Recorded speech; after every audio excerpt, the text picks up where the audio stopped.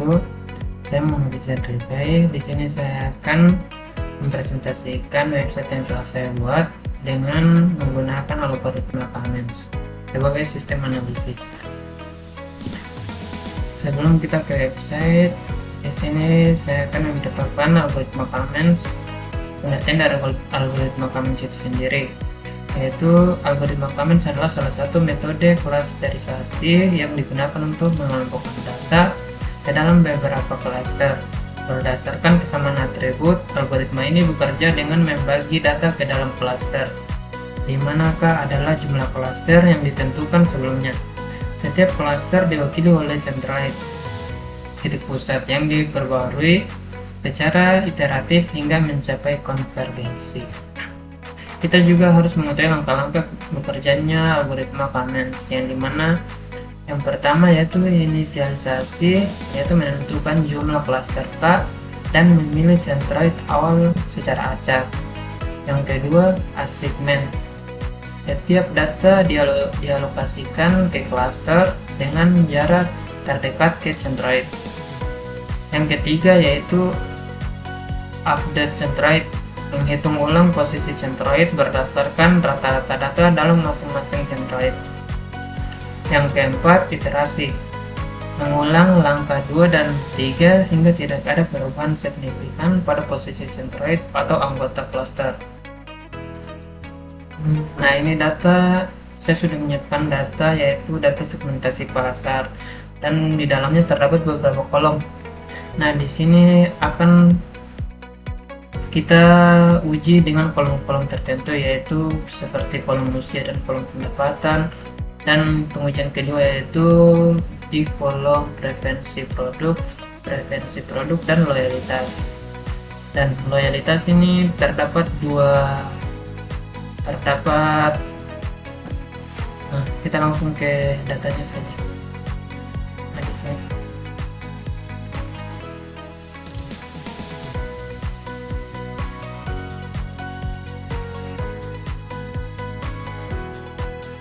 ini data yang telah saya siapkan. Dari preferensi produk dan loyalitas itu dihitung dengan sistem rating, dimana rating 1 sampai 5 begitu. Nah, kita lanjut ke website. Ini website yang telah saya buat dengan menggunakan Python.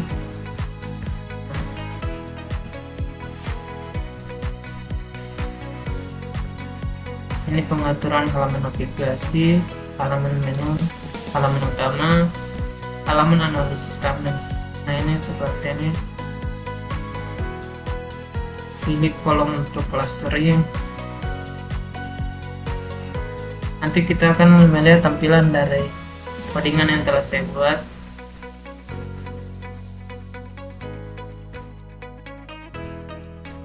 Langsung saja kita run.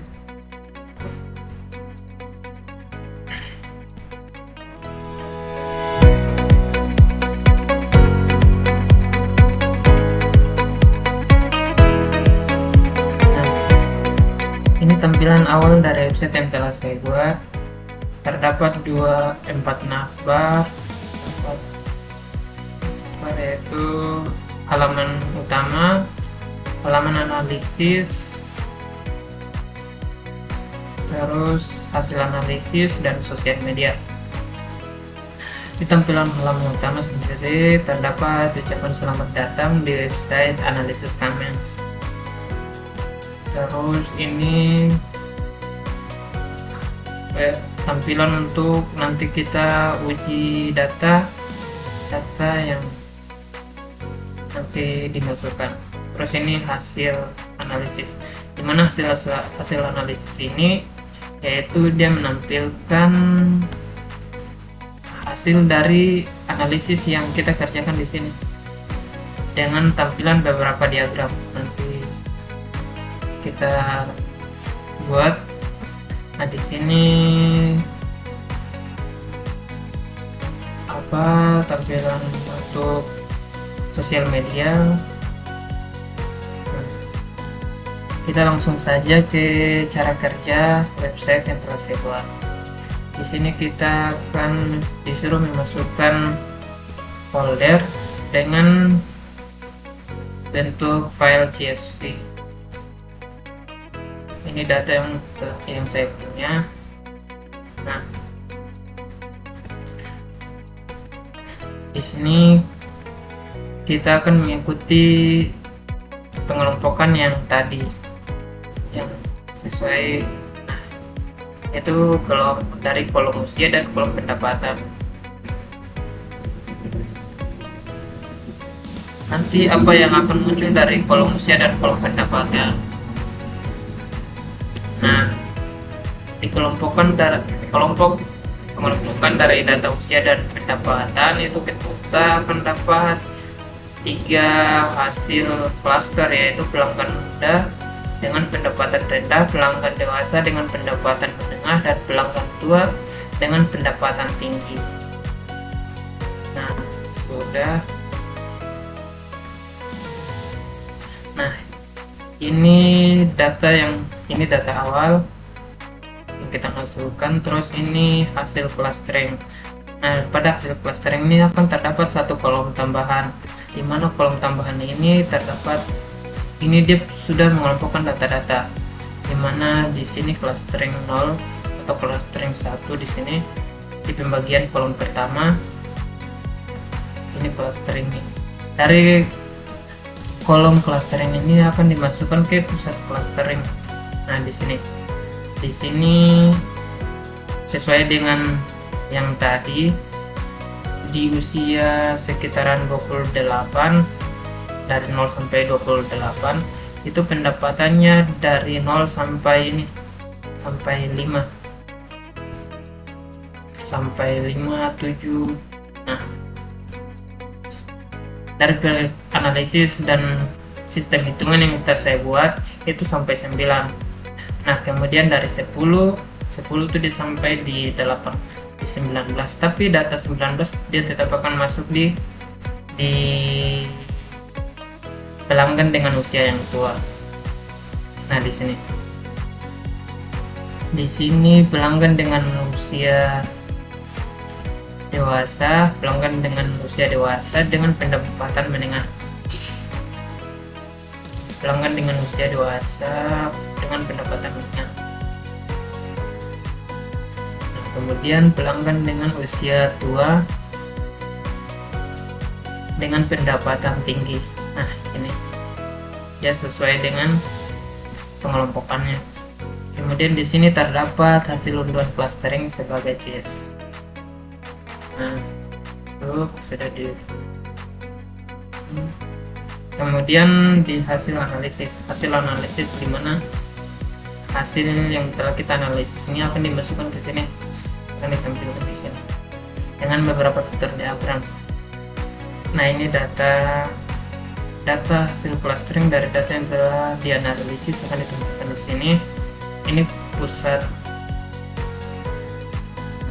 clustering atau pusat centroidnya di sini. Nah, ini visualisasi hasil clustering, dimana dari 0 sampai 40 dibagi di sini pembagian kelompokan. Di situ dari 40 sampai 5 lebih di sini. Nah, kemudian 60 di sini. Dia sesuai dengan data yang telah kita masukkan. Kemudian diagram batang, dia akan menyesuaikan dengan data yang kita masukkan di atas.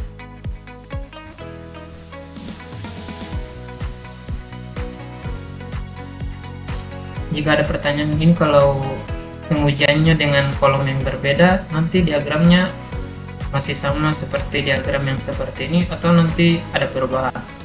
Nah, kita langsung saja pengujian yang kedua. Yaitu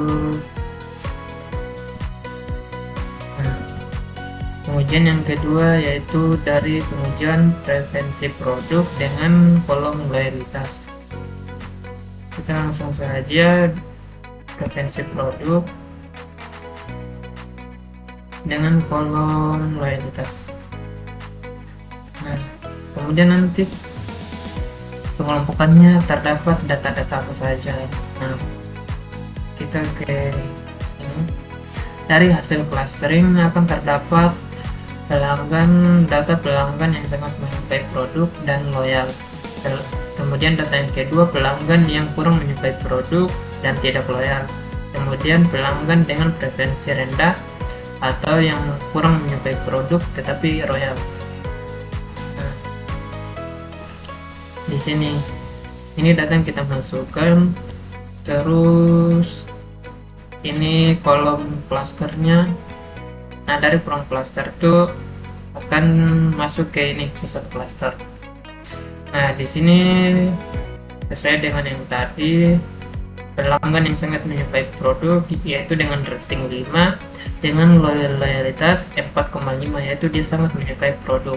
Jadi dia loyal dalam membeli produk. Kemudian yang pada kelas kedua yaitu pelanggan yang kurang menyukai produk dan tidak loyal, yaitu kurang dalam membeli produk.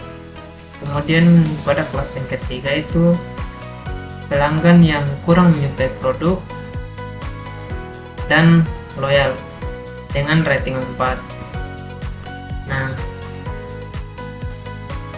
di sini kita juga bisa mengunduh hasil clusteringnya. Kemudian dari hasil analisis akan dimasukkan ke sini, di hasil analisis ini. Ini data dari hasil clustering dari data yang kita masukkan. Kemudian ini pusat clustering.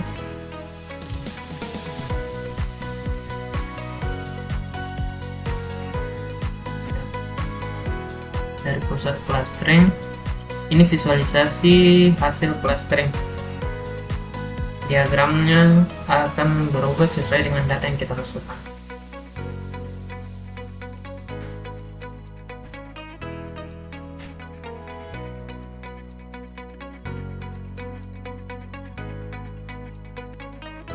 Ini diagram pelanggan distribusi pelanggan per cluster.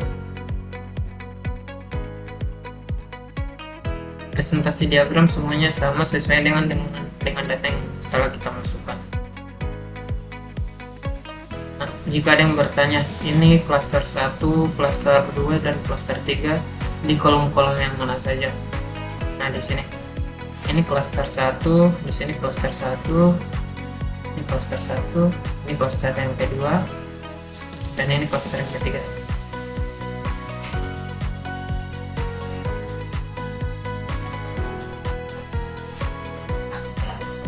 Baik, itu hasil presentasi website yang telah saya buat dengan menggunakan algoritma analisis comments, algoritma comments.